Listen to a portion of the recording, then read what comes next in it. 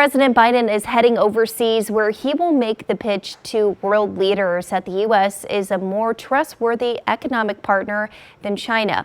The meetings come as there's rising tensions between Beijing and Washington over an important trade route. Natalie Brand has more details from the White House. President Biden heads overseas Thursday as part of the administration's push to counter China. The president's first stop will be in New Delhi, India, for a meeting with world leaders at the G-20 summit. He'll then head to Vietnam, a country which has seen trade with the U.S. expand greatly as tensions between the U.S. and China increase. If you look at the U.S. economy and you look at China's economy, if you look at the U.S.'s alliances and the strength that we have built up in the Indo-Pacific and beyond, we feel very good about the strategic position of the United States. The president's travel follows Vice President Kamala Harris's trip to Indonesia, where she met with leaders from Southeast Asian nations.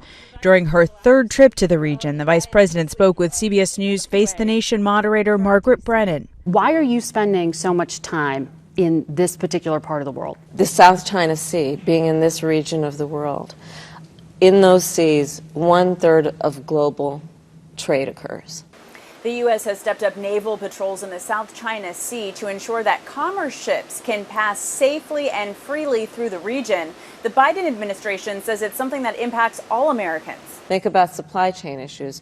If it is not secure, if it is not open, if there's not freedom of navigation and enforcement of maritime law, what that will mean in terms of impeding supply chains and how that will relate then to the average American. As tensions with China remain heightened, Chinese President Xi Jinping will not attend the G20. He's sending his second in command to India instead. Natalie Brand, CBS News, the White House.